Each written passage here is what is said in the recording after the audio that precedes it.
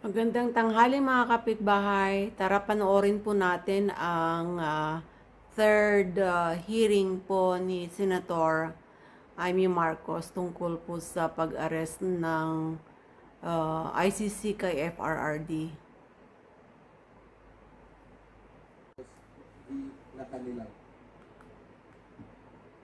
From the Securities and Exchange Commission, Chief Counsel for Company Registration and Monitoring Department, Attorney R.J.A. Bernal. Sir.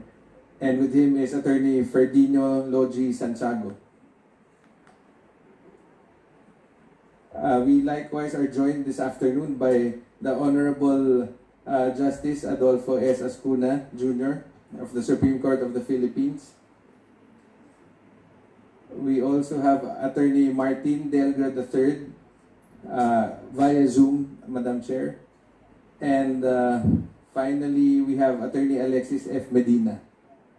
Good morning, sir. That is all, Madam Chair. Tatanong ko lang, Captain Gulia is not here, the pilots. Captain Elmo Segovia, wala rin. Not here, Madam Chair. Okay, Flight Officer Wenny Lynn Salcepuedes, wala rin. Wala din po, ma'am. Flight Officer Elinino Santos, wala rin. Wala din po, Madam Chair. Okay, tapos yung presidente ng Challenger Aero Air Corporation, Mr. Ferdinand Constantino, wala rin. Wala din po, Madam Chair. Okay, so lahat yan Dami pa ring absent. That is all, Madam Chair. Magandang hapon po. Yes, we recognize and acknowledge the arrival of Senator Alan Peter Cayetano. Maraming salamat. At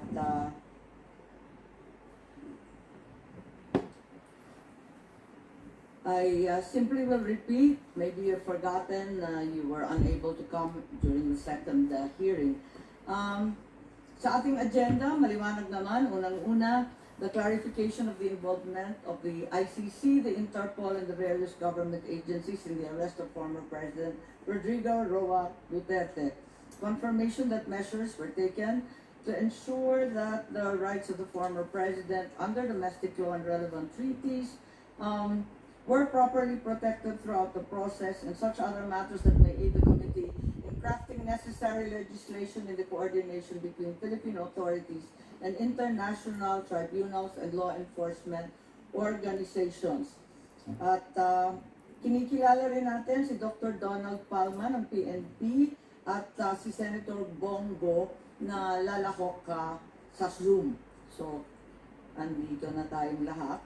Maraming salamat sa pagdalo ninyo. Sa wakas, inaantabayanan kayo ng buong sambayanan. Inaasahan ko, palibasa na rin kayo, handa na rin kayo magsabi ng katotohanan at ilahad lahat ng detalye na kinakailangan natin para alamin ang totoong nangyari nung tinangay ang ating dating Pangulo, Presidente Duterte. Sa ganitong paraan, tatanungin ko sa ating Committee Secretary na kung sakali yung oath of the resource person should now be administered. Those who were not present at the last hearing, ang mga bago dito si Ambassador Lacanilaw, sa palagay ko si Yusek De Vega, Secretary Manalo, wala po rito. Yung iba wala rin, si ang ating nurse Cantayoso, sino pa? Si Apo Calma. Yes, Secretary Kaknak, wala po kayo dati. Attorney Cañero, wala rin po. Attorney R.G. Bernal, si Justice Ascona. Kung maaari kayong tumayo at sumumpa sa atin, Richard Padulyon rin po. Kindly raise your right hand, please. Do you swear to tell the truth and nothing but the truth in the Senate investigation? Thank you. Madam Chair, the oath has been administered. Yes, maraming salamat. Maraming ibinunyag nung nakaraang hearing. Kaya't mag-umpisa tayo kay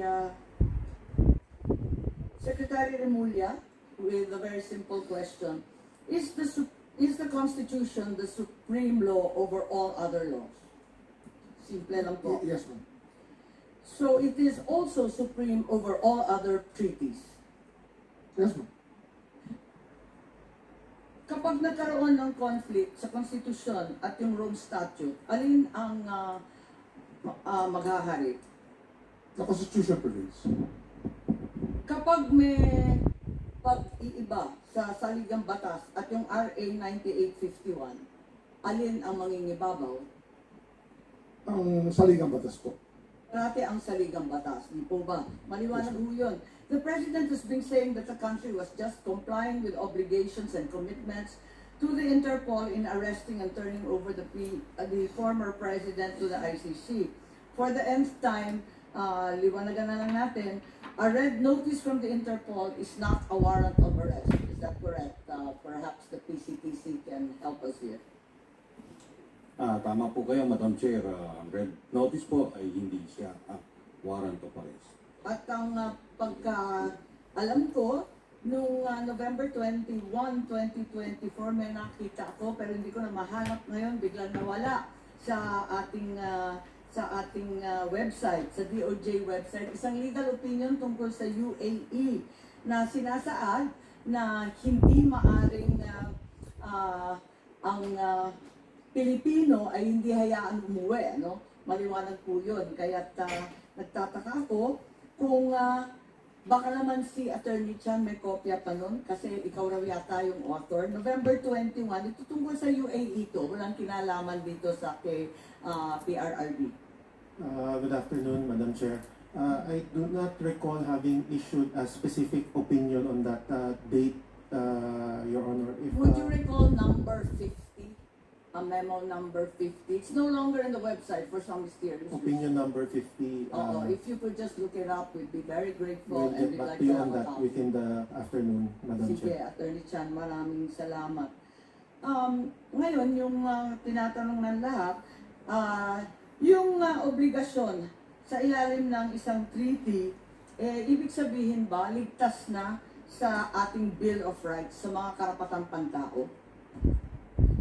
Ibig ko sabihin, kapag may obligasyon ng Pilipinas sa ICC, sa Interpol, do we still have to comply with the Bill of Rights that guarantees the rights to the accused and to the arrested?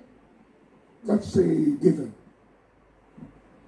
Certainly, the Bill of Rights is there precisely to limit the powers of the government. And if the government can circumvent the Bill of Rights by just entering a treaty, then the rights guaranteed under Article 3 of the Constitution are no longer secure, hindi po ba? So, can compliance with the ICC obligations allow the government to disregard the Bill of Rights? Hindi po ba? Maliwanag po yun. At for the same reason na talaga ang nangingibabaw sa lahat ay yung ating konstitusyon. So, kahit papano napilitan na maaresto at itangay ang dating Pangulo sa ICC dahil daw sa ilang obligasyon, pandaigdigan, kinakailangan talagang sumunod pa rin tayo sa ating saligang batas, lalo na yung Article 3. Talagang sagrado po yun, di po ba? Yes. Yes, ma'am. So, ang tanong namin at tanong ng lahat ng sambayanan, bakit ang pamahalaan, ang administrasyon, hindi muna kumuha ng court-issued warrant galing sa Pilipinas bago inaresto si Presidente Duterte? Why didn't the administration secure a court order before flying the President out of the country? Nung last hearing, may sinasabi si Secretary Remulla na yung nangyari surrender, hindi extradition.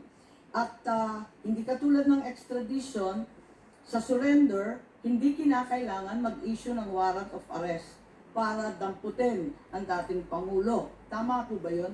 Kasi yun ang sinabi niyo dati nung... Mga extradition kasi, hindi ho natin pwedeng gamitin dito sapagkat hindi tayo pwede mag-file na extradition dahil nasa atin po yung tao. Ang extradition po na sinasabi ng batas ay yung court o yung arresting state.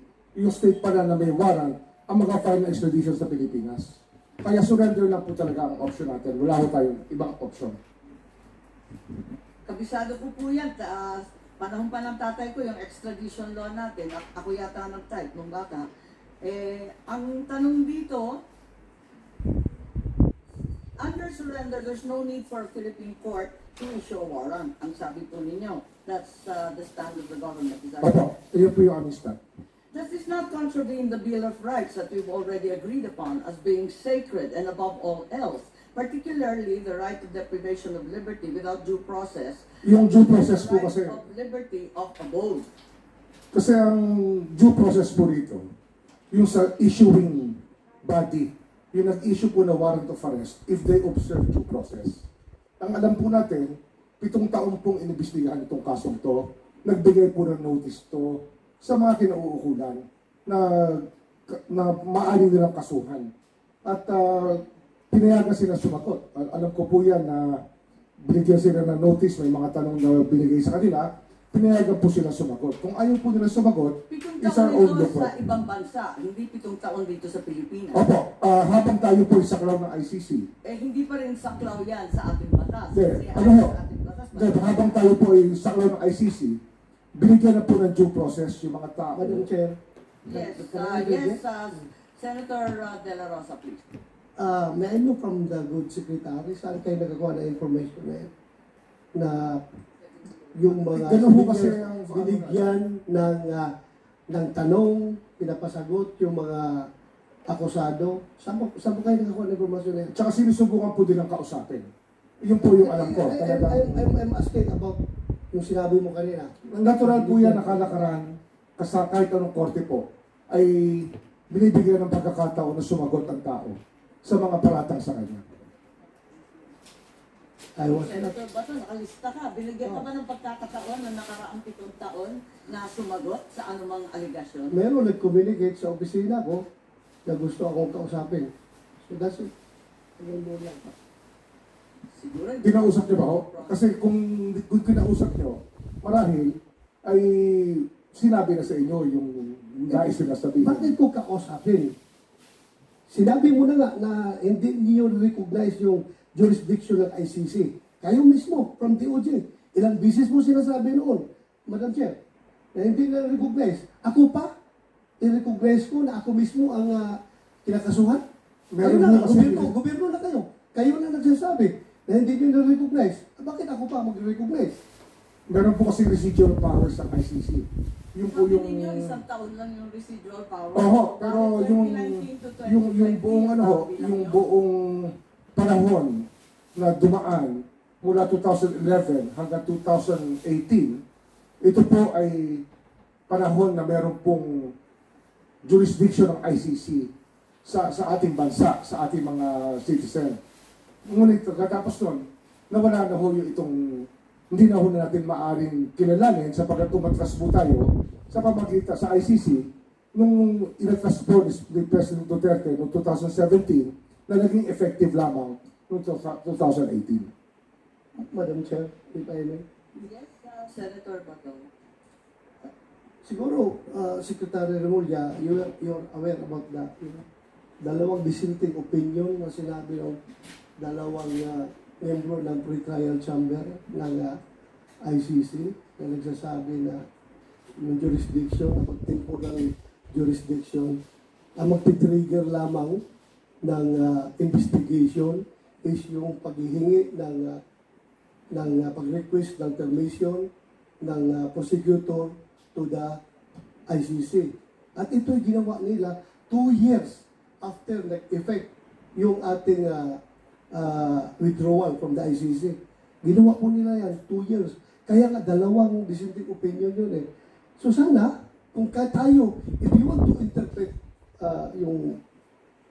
itong mga bagay-bagay na ito, sana we have to interpret it in favor of our people. Tao natin ito eh. Pilipino ito. Bakit natin papaboran yung mga foreigner na mga banyaga na yan? Sila na nagsabi. It was the request for to conduct investigation was triggered 2 years after nag-effect yung ating withdrawal. But then again, Madam Chair, I will leave it at that. Please continue. Yes, Senator Cayetano, please. Just a manifestation on that point, and of course, our friend, the DOJ Secretary, can rebut or give a retort. Magandang hapon po sa inyong lahat.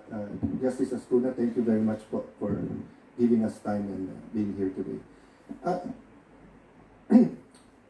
Actually, isang main contention siguro yung residual power sa case sa Supreme Court, and as the Justice Secretary said, it's sub judice, and of course, everyone will be waiting for the decision of the Supreme Court. Ang point ko lang kasi, both sides, the pro-Duterte, anti-Duterte, want accountability.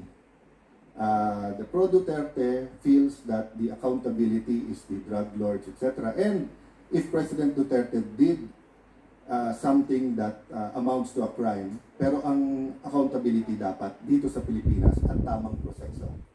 So doon naman sa gustong i-hold, anti-Duterte gusto siyang i-hold accountable, siguro naman ay it's safe to assume that they also want yung tamang proseso. So the thing is, there was an actual Supreme Court case, the Pangilinan versus Cayetano, questioning, I think the Secretary of Foreign Affairs noon, kaya named, questioning nga yung kung kailangan ng Senate concurrence yung withdrawal ng natin from the Rome Statute, no, from ICC. Pero nakalagay din dun sa case na yon, let me paraphrase, that the Supreme Court can continue to review yung actions ng executive. So my problem with yung interpretation dun sa residual powers, kasi nga, di ba, sa 5 judge sa ICC, yung 2 nagsabing, wala kaming jurisdiction. Kasi nung sinimulan namin yan, tapos na dun sa residual na 1 year. But 3 justices said na pwede. So my problem kasi is walang World Supreme Court eh. So there's only the ICC Court and the Appellate Court. Unlike kung dito natin final sa judiciary natin, then yung interpretation, whether they still have jurisdiction or not, would have been done under Philippine law. And President Duterte would have been able to present his case, not only as to jurisdiction, but as to whether or not there is probable cause. So I'll stop there, Madam Chair. And again, I think this is a point of disagreement, but I just like to manifest that, no, that we can argue back and forth whether or not may jurisdiction ng ICC, and the reality is nandun na si President Duterte. But for future cases, whether it's Senator Bato or others named, I gave 2 examples, no? If suddenly there's a witness from Marawi and they said that our troops killed children and women, and then nag-issue ng arrest ang ICC, or if the military suddenly uncovers a mass grave in any part of the country and says na nilibing yan during 2011 to 2015, I want to know whether the ICC can issue a warrant and then pwedeng idiretso na silang i-expel, i-deport, or whatever we call it. And I guess in the finality, Secretary, is that the Supreme Court will rule on that. No? But just to clarify matters, I want to put that on record. That's what I want clarified, Madam Chair. Thank you. Maraming salamat kay Senator Cayetano. Gusto ko lang ipaalala, and I think Executive Director Alcantara is here. In the diffusion notice, if you will recall, on the 2nd page, apakaliwanag na nakalagay with a view to extradition. Walang binabanggit na surrender. With a view to extradition and assurances given that extradition will be sought. 2 beses inulit ng Interpol to. Extradition is explicit. Secretary Remulla, kung obligasyon natin, extradition, pati yung Interpol yan ang sabi. Sila ho ang maka-file ng extradition, hindi po tayo. Hindi mo namin option yun. Yung po, option po nila yun. Hindi namin option yun. Kasi ang option lang po namin, surrender lang. At sasagutin natin ang extradition kung sila po ay nag-file. Under the law po. Liwanagin natin, ang surrender option kapag foreign national. Ang liwanag po niyan nandito sa ating batas, at hindi rin kayo naghintay ng request for extradition, even though only 12 to 15 hours is measured by Wala pong particular reference yung 9851 sa foreigner. Ito po ay sa offender lang po, sa accused. Yun po ang reference ng 9851. Makikita natin, kasi kinalkal na natin dito sa Senado, nanggaling rin sa Senado yan, na ang nakasaad sa Article 17, yung dulo, RA 9851, talagang maliwanag na surrender para sa foreign national. Ilang beses na rin pinaliwanag ni Attorney Medina yan sa first and second hearing, na maliwanag na para sa foreign national yan. Kaya mukhang malabo ito. Sa interpretation po yun, hindi ho sa batas yun. nasa transcript po, ang liwaliwanag, may amendment si Senator Subiri at the time, nakalista lahat ng bills pending, pare-pareho po ang referral sa foreign lang, hindi po pwede sa Pilipino. Hindi bale, tulad nga na sinabi ni Senator Cayetano, we agree to disagree, hindi po pwede para sa amin, maliwanag. And I'd like to call on Justice Ascuna at this juncture. Reference has been made to RA 9851, yung Article 17 nga na sinasabi, na sa ngayon, hindi na yung Rome Statute kasi post-2019 na tayo, no? So, ang huling kataga, pursuant to the applicable extradition laws and treaties. It's very clear, it's the last sentence of Article 17. And in an interview, the former Supreme Court Justice Adolfo Ascuna opined that surrender must be made pursuant to an applicable treaty. And since the Philippines is no longer a party to the Rome Statute, what then is the applicable treaty? Wala nang treaty. Dahil ang ini-invoke na yung Rome Statute, wala na ngayon. Siguro si Justice Ascuna mas mahusay ng paliwanag. Thank you very much, Madam Chair. Regarding the applicable provisions, the justification given by government for the surrender of former President Rodrigo Duterte to the ICC consists of two grounds. One is the warrant of arrest issued by the ICC and served through the protocol of the Interpol. The other is Section 17 of Republic Act 9851, which is the Philippine IHL law, and which provides that if a person is already being investigated for the crimes covered by this act, which includes crimes against which includes the crimes for which President Duterte is being charged, is already being investigated by international tribunal.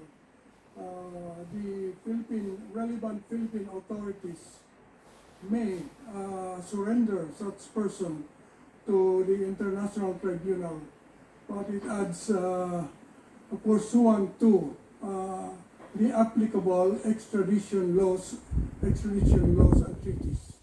Ngayon, ang tanong, ito bang last sentence na ito, which provides for the requirement that the surrender should be pursuant to applicable treaties, is still applicable since we don't have anymore the Rome Statute.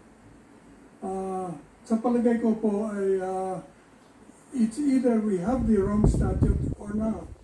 If we don't have a treaty, then we cannot surrender the suspect to the ICC under this section, because this section requires that the surrender be pursuant to a treaty.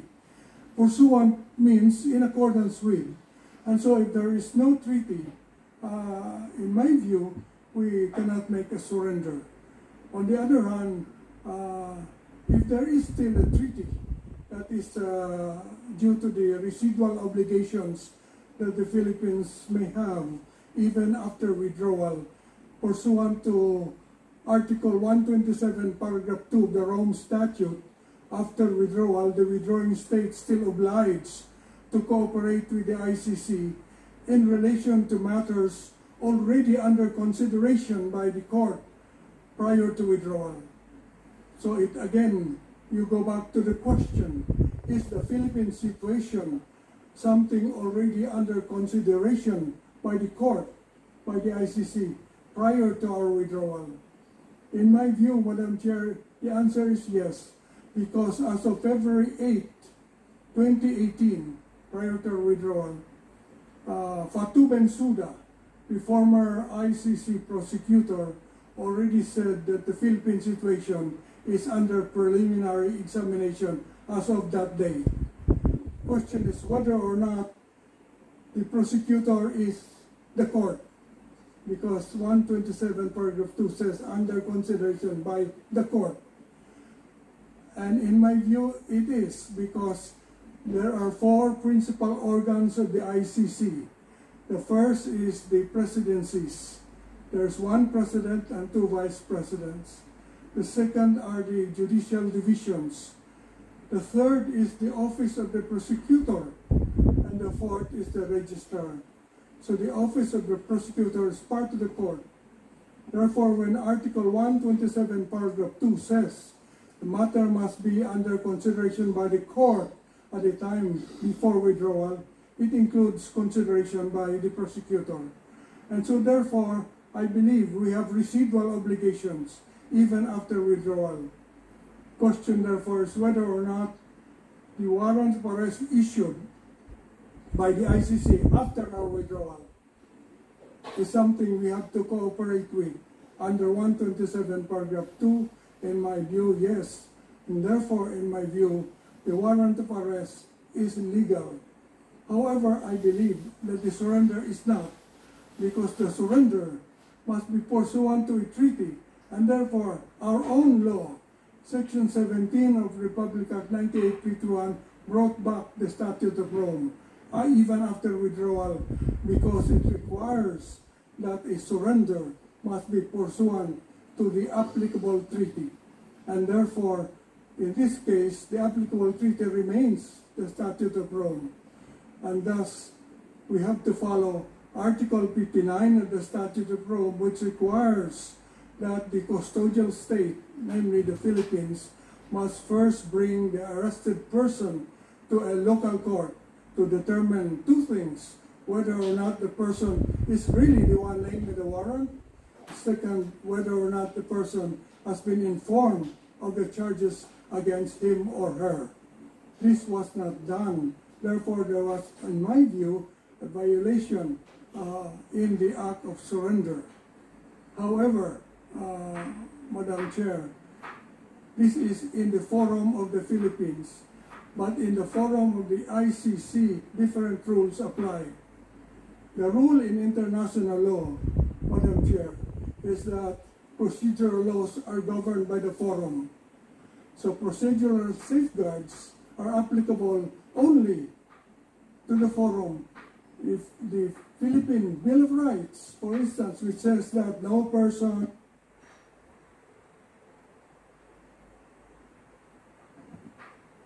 however, criminal proceedings before the ICC is governed by their own procedure. This is in accordance with private international law, that procedure is governed by Lex Fori, the law of the forum. And therefore, we go to the procedure in the ICC. In the ICC, I believe they follow what is called mali coptus bene detentus, meaning that even if the arrest is illegal, the detention can be legal. It does not automatically mean that if the arrest was illegal, the person arrested must be released. They will balance, it's a balancing act. They will balance the illegality of the arrest with the need to prosecute someone for very serious offenses under international law. And in their view, the balance weighs in favor of prosecution. They will prosecute, notwithstanding the violation of the procedure in the arrest and in the surrender, I mean. Therefore, it depends on whether you're talking about Philippine Forum or the ICC. The ICC, I believe, will follow their own procedure. Whereas in the Philippines, as it is now pending in the Philippine Supreme Court, in my view, there is a violation and there will be consequences for that violation. Thank you, Madam Chair. Yan, klarong-klaro, Thank you may very violation. much, Justice Ascuna. As usual, we received a very exhaustive opinion, and I'm certain that we will be guided by the same. I think Senator Cayetano would like to respond. May I take advantage of the knowledge, wisdom, experience of Justice Ascuna, not only as a former Supreme Court justice, a recognized legal luminary, but as a member of the Constitutional Commission. Sir, can I take a step back? When the Constitutional Commission discussed the Bill of Rights, and in Section 2, the rights of the people to be secure in their persons, houses, papers, effects, against unreasonable searches and seizures of whatever nature and for any purpose shall be inviolable, and no search warrant or warrant arrest shall issue except upon 1, probable cause, 2, be determined personally by the judge after examination under oath of affirmation of the complainant and the witnesses he may produce, and particularly describing the place to be searched and the person or things to be seized. Am I correct, sir, that this was also a reaction to a period in the martial law where there were different kinds of warrant of arrest? Diba yung, I don't know the name of all of them, but ASO, so there were arrest warrants from many sources, including the military. So the commission, in its actions as representing the Filipino people, so fit. At least ito po yung tinuro sa amin sa Ateneo Law, that ang pinaghugutan nito, to be sure that if someone is arrested and it's not on a whim, it's not politicizing whatever, we will make sure by one, judge lang ang pwede sa Pilipinas ang mag-issue ng warrant. Of course, the Supreme Court has already said may exception like the Bureau of Immigration just for the foreigners. But in general po, it has to be a judge. He can only issue it upon personally determining that there is probable cause after examination under oath of the complainant. Am I generally correct, Mr. Justice? That is correct, Mr. Senator. So that is why in our 14 treaties for extradition with other countries, pare-pareho yung procedure that after the DFA receives the request for extradition, pupunta muna to sa isa nating judge. Para yung judge pa rin ang titingin. Am I correct? Am I wrong? SOJ, tama, no? So that the judge can double check and then he will be the one to either confirm or verify or issue the warrant of arrest. Then yun ang isa-serve ng local police. That's my understanding. That is correct, Mr. Senator. The need for a judge to be the one issuing the order in cases of warrant of arrest and even search warrant is enshrined in our Constitution because there were previous occasions prior to our adoption of our Constitution where instead of a judge, it just is an authorized officer. So it has to be a judge. In the case, however, of the ICC, the warrant for arrest was also issued by a judge. In fact, 3 judges issued the warrant of arrest under the ICC. Question is whether or not that warrant of arrest can be executed in the Philippines by Philippine authorities. And that is, I think, pending the Supreme Court now. There are pros and cons on that, but one issue there is whether or not the 3 judges, the pre-trial chamber of the ICC, acted on probable cause or merely on sufficiency of evidence. Yes. But as I said, the provision on probable cause and the judges issuing the warrant are procedural safeguards that are good only for the forum and not applicable abroad. That is the limitation. Our Constitution does not extend beyond our territory. Thank you. Point I was going to, sir, is really the legal remedy of a Filipino citizen to run to our judiciary, which I asked Attorney Alexis Medina and go to him later. But my point, I think you already read my mind, Mr. Justice, and Alam po namin, ma'am, regarding dun sa ICC. Ang hindi ko po, balikan ko yung unang pag-uusap, kaya hindi alam. Nung unang pagdating sa airport, totally wala po akong alam nung pagdating ko sa airport. Naiya. Sa naiya. Opo. Madam Chair. Yes, Senator Bato. Pwede malaman, Ambassador, kung kailan ka appoint as special envoy against national crime? July 2024, Mr. Senator. Alam ninyo, gusto ko lang tignan yung pinirmahan mo kasi maraming kabulastugan dito. Hindi ko maintindihan. Yung number 8, kung maipakita sa screen. Talagang the date, maraming time, mga and location kasinungalingan. of the appearance of the arrested person before the competent judicial authority. Ang sinagot mo, do not know.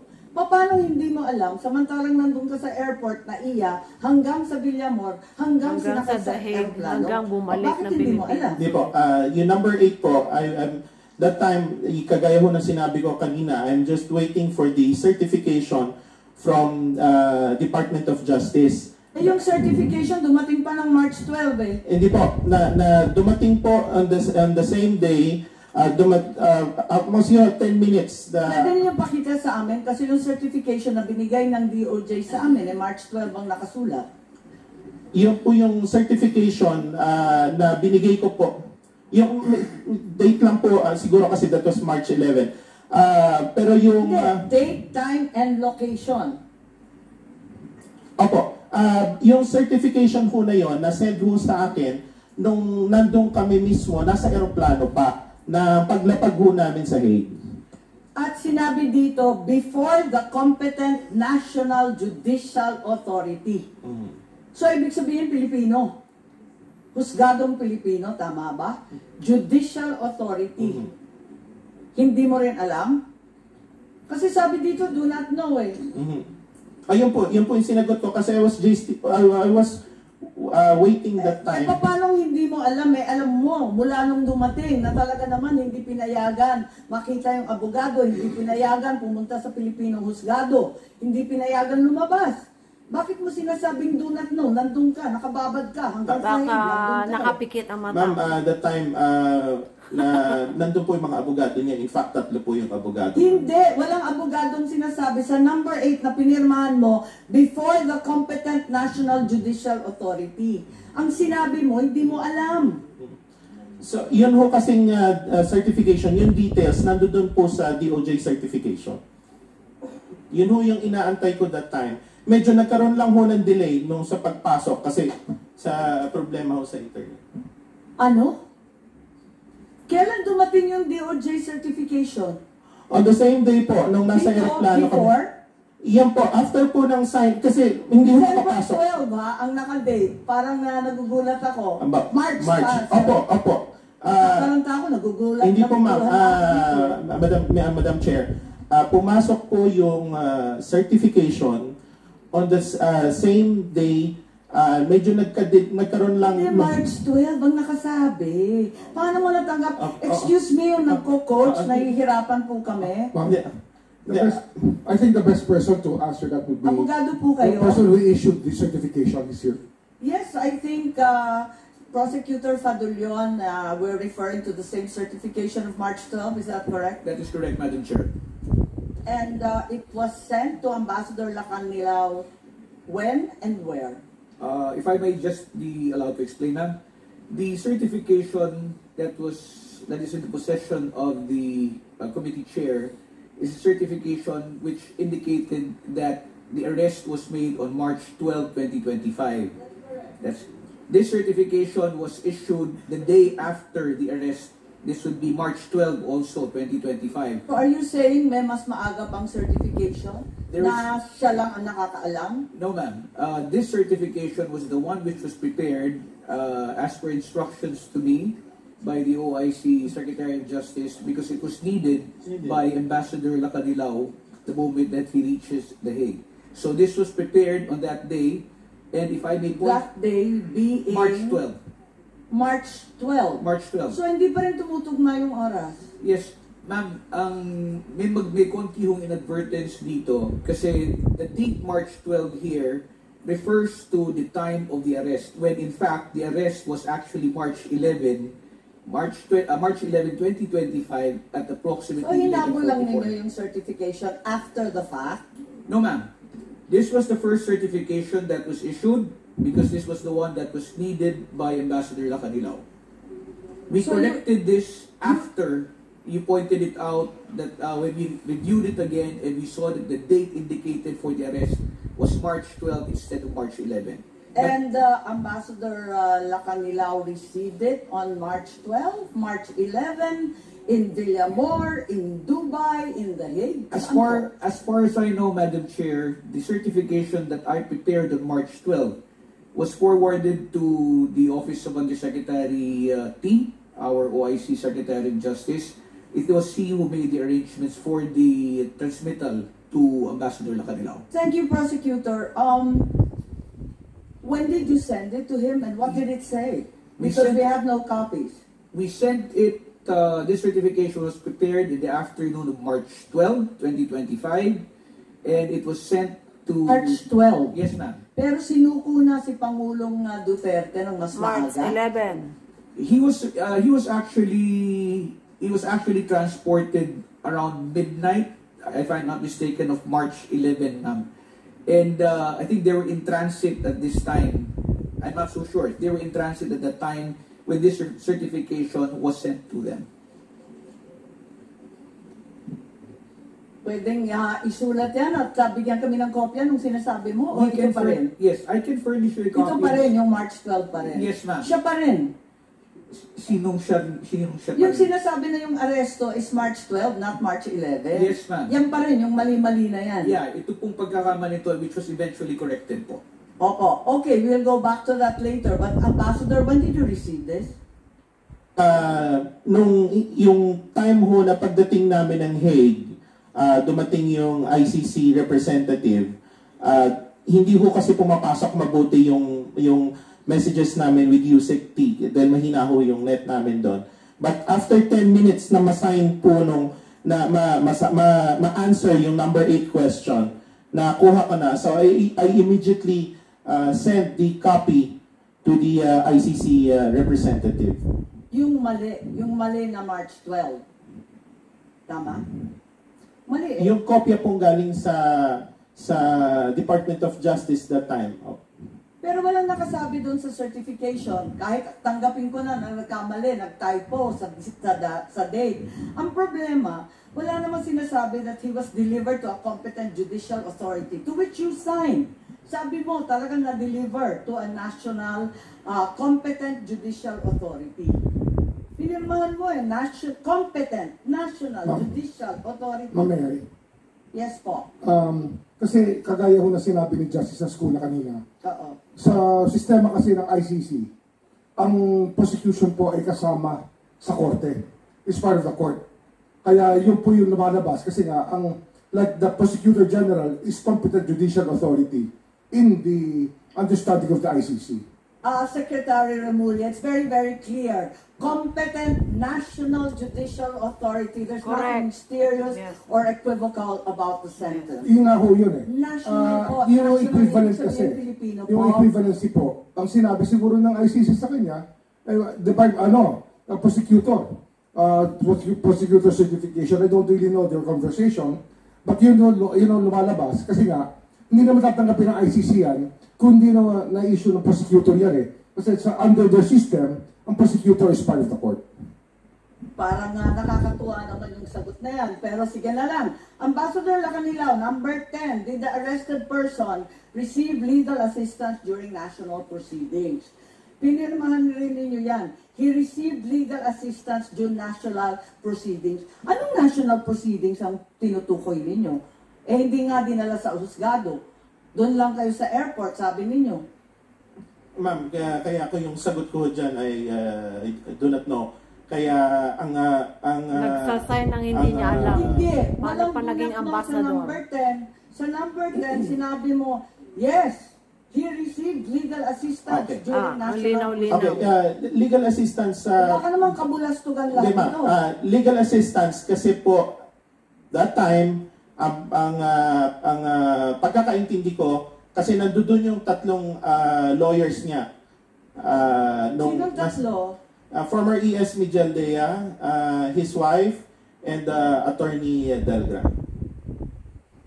Madam Chair, I think Legal assistance during national proceeding. May national proceedings ba doon sa Villamor?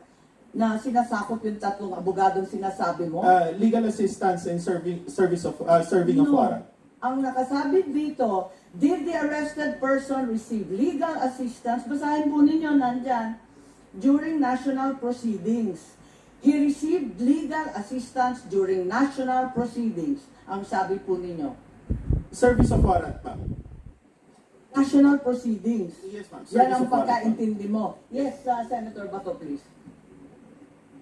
ibig mong sabihin, you want to impress upon us that yung Halatang-halatang service of warrant nagsisinungaling. is national Hindi niya proceedings. alam. Yan yung gusto kong... That's an extradition form kasi. Sir, Yes, it's an sir. extradition form. Ang lumalabas po kasi rito, case of first impression din po sa ICC na may nag-surrender po sa kanilang tao. Hindi pa ho nangyayari ito eh. I think it's something that even the ICC Yes, yes, tama ka. Pero don't have to react to it. Balikan ko lang yung nakasulat. Natanggal, nawala. Ibalik mo nga. Ibalik mo. O very clear man ito, Ambassador. Did the arrested person receive legal assistance during national proceeding? Ang sagot mo, he received legal assistance during national proceedings. So, ibig mo sabihin, yung national proceedings na sasabi mo dito, yung pag-serve ng warrant. Serve ng warrant and also legal assistance kasi kasama ho niya yung tatlong abogado niya. Ay, ganon. Pati yung competent Pati- National Judicial Authority, si General Torre na lang yon. Wala ho kasi form ng ano. And then, liwanag eh, competent National Judicial Authority. Sino naman yun? Wala naman doon, kundi police. Madam Chair, may I? Ano ho kasi, yung lumalabas ho kasi rito, talagang even the ICC, the form they use is for extradition purposes. Makikita po naman judicial authority, kasi yun ho talaga experience natin lahat. This is the first time na may nag-surrender po sa kanila. Then they don't ba't kayo even know our nag-surrender? Hindi domestic nyo nga law. alam eh. Kaya po, this is a way to bash things up. Kaya nga nung nag-require ng certification, umubra po yung certification ng Department of Justice, ng Prosecutor General, kasi yun po yung understanding nila ng situation. Pero that's an extradition form, kaya ang mga tanong po dyan is for extradition, not for surrender. Pero kung extradition yung form mismo ng ICC, dapat nasundan yung extradition na process. May competent National Judicial Authority. Tama. Mismo yung ICC, inaalma pala na hindi ito extradition. Yes, Yes, agree. Senator Just Cayetano. some points. I understand, SOJ, where you're going, but ang problem... Relocated. Via Zoom. Nasa hig pa po kayo. Mukhang malamig ang damit nyo eh. Opo, medyo, I'm not used to this kind of weather po. Yes, Secretary, please. Attorney Delga, kindly raise your right hand, please. Do you swear to tell the truth and nothing but the truth in the Senate investigation? Yes, I do. Thank you, sir. Madam Chair. Yes, thank you very much, Attorney Delgra. You said you had some questions for Ambassador Lacanilao. Please proceed. If I may, Madam Chair, just a very short opening statement, because I have been listening to the proceedings earlier, especially on what Ambassador Lacanilao said, as well as General Torres' statement made earlier. But before that, if I may make a very short opening statement, if I may be allowed. Yes, please go ahead. Thank you. I thank the Senate Committee for inviting me in today's hearing. At the outset, it is our humble submission that the Senate Committee and eventually Congress to craft meaningful legislation, among others, on making persons liable who bring, cause to bring, or forced to bring Filipinos out of the country without legal or proper travel documents.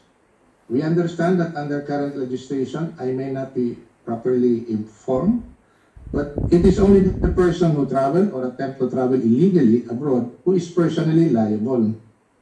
In the case of the former President Rodrigo Roa Duterte, he has vehemently objected his transport to The Hague, the Netherlands.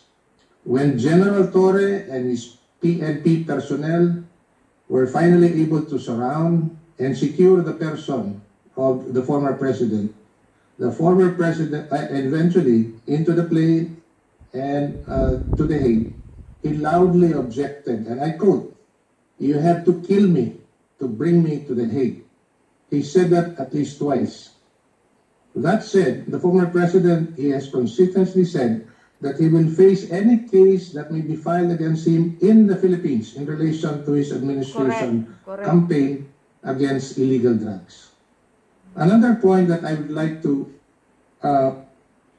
state here for the record for the Senate committee to consider is to review the consistent government policy to assist any Filipino harassed, arrested, detained, or even convicted abroad for whatever cases filed against them, extending in any legal assistance, including the repatriation of its citizens to the Philippines. Very recently, three Filipinos were detained in China, but were assisted by the Philippine government through this administration. And I think 2 or 3 days ago, 15 Filipinos whose cases were dismissed in Qatar, crediting this administration's assistance to our kababayan.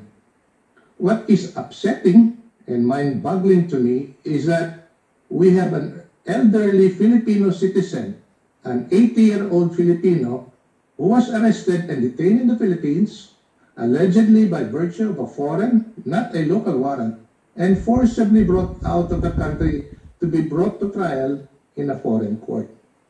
And that is my opening statement, Your Honor. Thank you. And You that's had a precisely question? why what the government ambassador Lacanilao is saying is utterly untrue, as well as what Gerald Torre have said earlier about the doctor. Ano po ang nangyari sa pakiwari ninyo? Kasi sinasabi ninyo hindi totoo yung sinabi ni Ambassador Lacanilao at ni General Torre. Ano ba talagang nangyari? Just to give context, Madam Chair,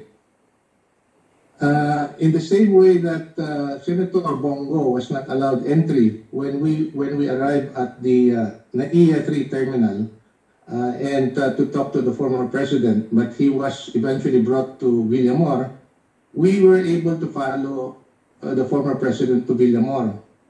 Apparently, the guards at Villamor were not able to see who else were in the convoy, so we were able to get in. Unfortunately for Senator Bongo and the rest, including some lawyers, they were not able to get in, despite their request that they be able to see the president. That said, I was there all throughout the day until the time he left in the evening. And Ambassador Lacanilao was there as well inside the Villamor Air Base. So as to the question number 8 of that information on the surrender and transfer of the detained person referring to the former president, hindi naman po masabi. Let's take away the certification mentioned by the DOJ because he has personal knowledge of the fact that the former president was never transferred or brought to a national competent judicial authority in the Philippines. Correct. So he knows it for a fact. He does not have to wait for a DOJ certification to answer the question asked of him by an ICC representative. Tama naman. Ambassador Lacanilao, gusto niyo sagutin? Kasi nandun ka mula pa sa aeroplano hanggang sa The Hague, 2 days after pa. Pwede niyong sagutin yung tinatanong ni Ambassador Deligra. Alam mo naman hindi mo kailangan ng certification, hindi ka naman kinakailangan mag-antay pa eh. Nung tinurnover ko po, yung certification, may communication na po kami. Nagsisinungaling yan. Yung certification, yun nga lang ho, nagkakaroon ho ng delay na ma-receive ko. Certification ang pinag-uusapan mo, yung pinirmahan mo, Competent National Judicial Authority. Hindi nga dinala sa husgadong Pilipino eh. Alam mo naman yun eh. Kasama ka all along eh. Oversee nga ang ginagawa mo. Di alam mo lahat. Madam Chair, may I follow up with that, Senator Bato. follow up on that question? Ito na,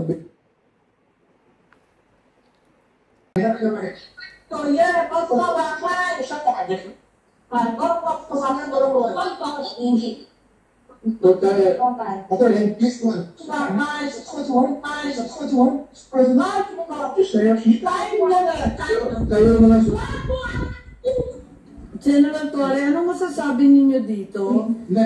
Hindi ba yung pagtanggal ng upuan at pagkalagkad, paggagamit ng dahas? Si Attorney Delgra ba, tinakot ka ba? Nagbanta ba sa'yo o sa fellow officers mo? Physically, he was hindering you na naman from bringing PRRD to the plane. Bakit niyo ginawa yan? Ma'am, thank you very much for again showing that video for us, for giving us a chance to clarify the context of that video. Yan nga ma'am, kitang-kita naman natin kung hindi natin ginawa yon. Sasama ba ng kusa si President Duterte nasasakay sa aeroplano? Kung hindi natin i-escalate ang ating Ang mga... sinasabi niyo, General Torre, gawain at tamang gawain ng kapulisan ang magbanta, kalagkarin at gumamit ng dahas sa sino mang i-aarestuhin nila? Ma'am, may time na nga ina-arresto natin, tinututukan pa natin ng baril eh.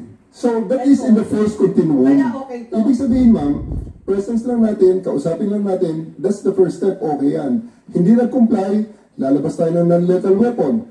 Hindi pa rin nag-comply, we escalate on the other tactics that is deemed necessary and allowed by law na gamitin Allowed by natin. law? Sigurado ka ba? Yes, ma'am. Talaga? That is part allowed by law and by regulations, the appropriate measures to ensure that the person is taken into physical custody. Teka muna, Reasonable hindi mo naman necessity, ma'am. ina-aresto si Attorney Delgra. Ano ba yung sinasabi mo? Ma'am, Hindi naman si Attorney Delgra ina-aresto eh. inaalis ko siya actually, ma'am. Bakit si Delgra pinag-iinitan mo Yes, at pinagbuhakan hinihila-hila niya ng kamay. pinalagkad kung sa Actually, ma'am, inaalis ko na siya so that other people can actually ask the President to stand up Pero and go to tinakot the mo siya, plane. hinila-hila mo eh. Yes, ma'am. Because hindi naman siya aalis kung hindi natin gagawin sa kanya yon. Tinakot ba ninyo, Attorney Delgra? Madam President. Madam Chair. who gave you that order? So I'll invoke my executive privilege. Bakit executive privilege po? Paano naging executive privilege po? Dahil nasusukol na sila, kaya Nangyari na, tapos executive. na eh. Sino nag-order? Alam mo yung tanong, ma'am? Po? Can I know the question? Kasi before we continue, ma'am, I'd like to ask for the consideration of the body because can we have 2 minutes break so I can just whisper to you? I'll give you the break very, very shortly, but in the meantime, can we just finish? Oo, tapusin lang po natin tapos mag-break po tayo. Okay, si Senator Bato, please. May tinatanong yata siya kay Chief PNP. At ito ay may kinalaman sa chain of command lang naman. Pakaliwanag, sinabi na naman ni DOJ. That's executive privilege po, basta usapan na po within the executive department, hindi na ho namin pwedeng ilabas dito. I think those matters are a matter of executive privilege. Maliwanag. The decision-making process of the executive department, especially on the top level, kasama na po kami, ay executive privilege. But I have gone as far as saying, I gave the clearance. Yes, Clearance, but not order. Well, it can be interpreted both ways, sir. Well, tell me that, sir. You give the order or you give the clearance? I gave the clearance to the SILG. To the SILG? Yes. So meaning the SILG was the one who gave the orders to the Chief PNP? Well, that's why we are citing executive privilege, because we do not want to be drawn into this long discussion. Yes, I'm Ayaw sorry niya it's so sagutin. long, but it's also because certain witnesses have been so evasive. Arresting the president or the former president is not a quintessential and non-delegable power of the president, di ba? Yun ang maliwanag sa Senate versus Ermita. Wala namang information that's not available elsewhere. Kasi pinag-usapan na ni General Torre na nautusan siya ni Chief PNP. So, ano yung problema sa executive privilege dito? Hindi naman kayo military o diplomatic corps, hindi naman diplomatic communications to ng Pilipinas at ICC. Wala naman kami tinatanong sa ganon. Bakit hindi masagot yan? And it's not like this information isn't available elsewhere. And if it's available elsewhere, then we do not need to answer from him, Madam Senator.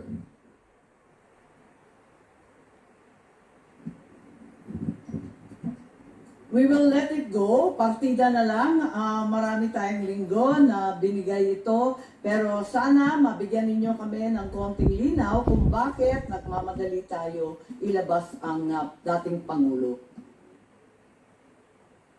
Madam Chair, ang sa akin na ito, gusto ko bigyan ng DNS. Not really on the arrest. Yung pagbiyahe talaga, yung pagsakay ng aeroplano, dinala sa dahig. Okay lang, restorin nyo. Dalhin ninyo sa competent court. Isurin ninyo sa RTC. Ipakulong ninyo dyan sa krami. Pero yung dinala, sinakay ka agad sa aeroplano. Very much premeditated na plano. Kaya gusto namin malaman kung sino nagbigay ng order. Yun lang naman ang gusto niyo malaman ng committee na ito. Again, it's covered by executive privilege, sir. I'm sorry. Even with General Torre? Well, it will go up to our level already. General Torre and then It will go up to our level already, ma'am. These are internal deliberations which do not have to be discussed in the open. It should not be discussed in the open at all. Obviously, ang chief I nila, do not believe in executive sessions, BBM. sir, because Yes. I've experienced it here and in the House. Habang nag-executive session, may lumalabas na hong information, kaya wag na lang po. But you requested for a 2-minute suspension. We hereby suspend for 2 minutes for biological and other matters the hearing. yan po, naka-rest po sila dahil hindi na po sila makasagot. Marami pong mga lumalabas na kabulastugan sa ginawa nilang pagsuko kay PRRD sa dahig. Kaya nag-executive privilege po sila, ayaw nilang sumagot.